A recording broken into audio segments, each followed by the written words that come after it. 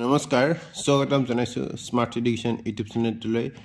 আগন্তুক বিভিন্ন কম্পিটিটিভ পৰীক্ষাৰ বাবে অসমীয়া চলচ্চিত্ৰ জগতৰ 10টা গুৰুত্বপূৰ্ণ প্ৰশ্ন আলোচনা কৰিবলৈ ওলাইছো হেহে ভিডিঅটো স্কিপ নকৰাকৈ ভালদৰে চাই থাকিব আৰু চেনেলটো সাবস্ক্ৰাইব কৰি ল'ব প্ৰথম প্ৰশ্ন Which movie was the first Assamese song sung by Lata Mangeshkar Lata Mangeshkare গোৱা প্ৰথম অসমীয়া গীতটো কোনখন কথাছবিৰ আছিল শুদ্ধ উত্তৰটো হ'ল এ এৰা বাটৰ হুৰ 1956 চনৰ এৰা বাটৰ হুৰ চলচ্চিত্ৰ লতা মংগেশকাৰে প্ৰথম অসমীয়া গীতটো গাইছিল আৰু গীতটো আছিল জনকৰে ৰাতি আৰু এই গীতটো ভূপেন হাজৰিকাৰ সৈতে গোৱা হৈছিল আৰু সংগীত ৰচনা কৰিছিল ভূপেন হাজৰিকাই 2 নম্বৰ প্ৰশ্ন who is the father of Assamese film industry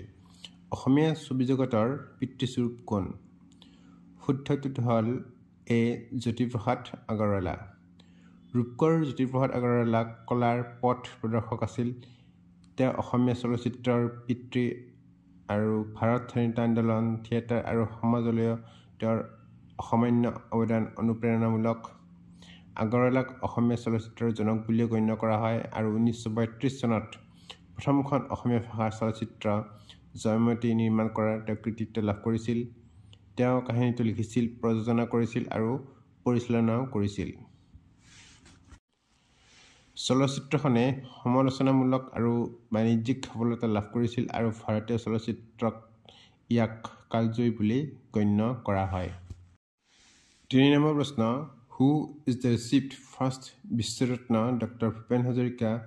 international solidarity award প্ৰথম বিশ্বৰত্ন ডক্টৰ ভূপেন হাজৰিকা আন্তঃৰাষ্ট্ৰীয় সংহতি বঁটা কোনে পাইছিল শুদ্ধ উত্তৰটো হ'ল এ লুবনা মাৰিয়াম 2013 চনত বিশ্বৰত্ন ডক্টৰ ভূপেন হাজৰিকাৰ আন্তঃৰাষ্ট্ৰীয় সংহতি বঁটা লাভ কৰা প্ৰথমগৰাকী প্ৰাপক আছিল আৰু এই বঁটা অসম সাহিত্য সভাৰ দ্বাৰা আৰম্ভ কৰা হৈছিল নুমলীগড় ৰিফাইনাৰী লিমিটেডৰ সহযোগত অসম সাহিত্য সভাই প্ৰতি 2 বছৰৰ পিছত এই বঁটা প্ৰদান কৰে 4 নম্বৰ প্ৰশ্ন who directed the movie village rockstar which won the best feature film Swarna Kamal award at the 65th national film award 62 সংখ্যক ৰাষ্ট্ৰীয় চলচ্চিত্ৰ বঁটাৰ শ্ৰেষ্ঠ চলচ্চিত্ৰ স্বৰ্ণ কমল বঁটা লাভ কৰা ভিলেজ ৰকষ্টাৰ ছবিখনে কোনে পৰিচালনা কৰিছিল শুদ্ধ উত্তৰটো হ'ল চি ৰীমা দাস 2018 চনত 65 সংখ্যক ৰাষ্ট্ৰীয় চলচ্চিত্ৰ বঁটা প্ৰদান অনুষ্ঠানত ভিলেজ ৰকষ্টাৰে শ্ৰেষ্ঠ চলচ্চিত্ৰ বঁটা লাভ কৰে 5 নম্বৰ প্ৰশ্ন which was the first suspense film in Assamese কোনখন আছিল অসমীয়া ভাষাৰ প্ৰথম ছাছপেন্স ছবি শুদ্ধ উত্তৰটো হ'ল এ ডক্টৰ বেজবৰুৱা ডক্টৰ বেজবৰুৱা ছবিখন আছিল অসমীয়া ভাষাৰ প্ৰথম ছাছপেন্স ছবি আৰু এই ছবিখন মুক্তি লাভ কৰিছিল 1969 চনত এই ছবিখন ব্ৰজেন বৰুৱাই পৰিচালনা কৰিছিল আৰু প্ৰথমবাৰৰ বাবে এই ছবিখন অসমৰ বিভিন্ন স্থানত সম্পূৰ্ণৰূপে বাহিৰত আৰু ভিতৰত দৃশ্যগ্ৰহণ কৰা হৈছিল 6 নম্বৰ প্ৰশ্ন who directed the Assamese film Shakuntala অসমীয়া ছবি শকুন্তলাৰ পৰিচালনা কোনে কৰিছিল শুদ্ধ উত্তৰটো হ'ল বি ডক্টৰ ভূপেন হাজৰিকা 1961 চনত ভূপেন হাজৰিকাই অসমীয়া চলচ্চিত্ৰ শকুন্তলাখন পৰিচালনা কৰিছিল আৰু তেওঁ এই ছবিখন সংগীত পৰিচালকো আছিল আংশিক ৰং অন্তৰ্ভুক্ত কৰা প্ৰথম অসমীয়া চলচ্চিত্ৰ আছিল শকুন্তলা চলচ্চিত্ৰখনে 1961 চনত নৱম ৰাষ্ট্ৰীয় চলচ্চিত্ৰ বঁটা অনুষ্ঠানত শ্ৰেষ্ঠ অসমীয়া ভাষাৰ চলচ্চিত্ৰৰ বাবে ৰাষ্ট্ৰপতিৰ ৰূপক পদক লাভ কৰিছিল 7 নম্বৰ প্ৰশ্ন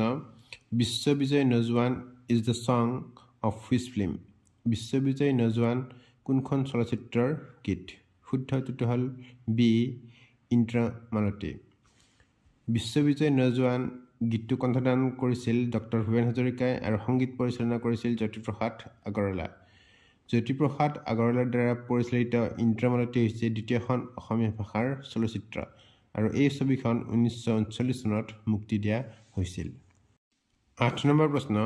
which of the Assamese singer is known as Luit Kantha কোনজন অসমীয়া গায়কক লুইট কণ্ঠ বুলি জনা যায় শুদ্ধ উত্তৰটো হ'ল চি জুবিন গাৰ্গ জুবিন গাৰ্গক লুইতকণ্ঠ বুলি জনা 9 নম্বৰ প্ৰশ্ন who is known as the king of Bihu বিহুৰ ৰজা হিচাপে কাক জনা যায় শুদ্ধ উত্তৰটো হ'ল চি খগেন মহন্ত বিহুৰ ৰজা বুলি খগেন মহন্তক জনা যায় তেওঁ এজন অসমৰ পৰম্পৰাগত আৰু